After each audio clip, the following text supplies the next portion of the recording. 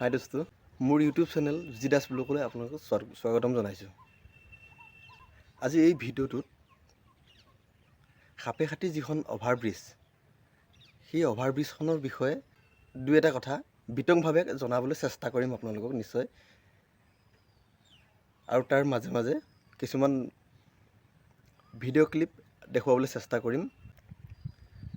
এই সাপেখাতি অভাৰব্ৰিজখন 1 কিলোমিটাৰ দৈৰ্ঘ্যৰ হয়।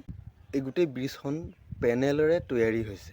পেনেল মানে ছাইডৰ যিটো ৱাল থিয় কৰা হৈছে, ছাইডৰ যিটো ৱালটো, সেই ৱালটো পেনেলেৰে তৈয়াৰী হৈছে। সেই পেনেল 4,500 কিমানটা পেনেল লগোৱা হৈছে বুলি জানিবলৈ পাৰিছোঁ। আমিয়ে লগাইছিলোঁ, কিন্তু হ'লেও ইমানটো কিমান লগোৱা হ'ল, কিমান কি হ'ল, এইটো মনত আমাৰ হাতত সেইটো হেৰি নাই। ছাৰে জনোৱাতহে গম পাইছোঁ। কিন্তু লগাই আছিলোঁ কাম কৰিছিলোঁ। মানে মই বিশেষ গাড়ী চলাওঁ, মই হাইড্ৰা চলাওঁ, মিনি ক্ৰেঙো বুলি ক'ব পাৰে। ইমান সোনকালে শেষ হৈ থাকিলে ব্ৰিজখন, বহুত ৰাইজে বহুত সুখী হৈছে। বহুত কম দিনৰ ভিতৰতে ৰে'ল লাইনৰ ওপৰেদি যাব পাৰিছে, বহুত কম দিনৰ ভিতৰতে। অপেনিং হোৱা নাই, হ'ব। আৰু ভিডিঅ'টো শেষলৈকে চাব, আৰু মোৰ চেনেলটোত লাইক, কমেণ্ট, শ্বেয়াৰ লগতে ছাবস্ক্ৰাইব কৰিবলৈ নাপাহৰে যেন।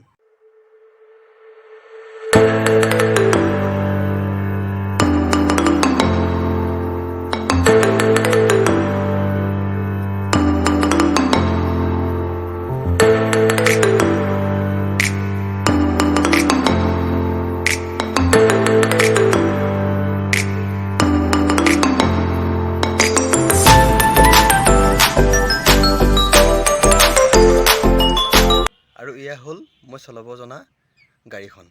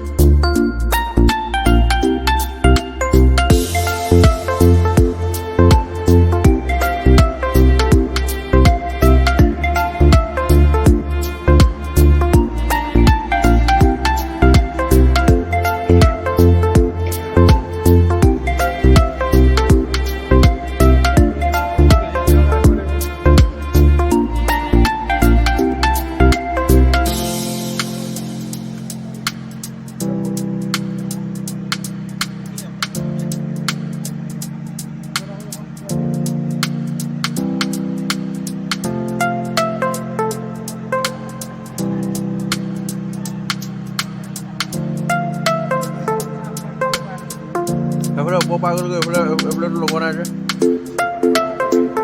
এইফালে বহুত ডোখৰ আছে, এইফালে ওপৰ পাৰ গ'লগৈ। ইয়াৰ ফালে বেছি গেধা হৈছে নি আকৌ?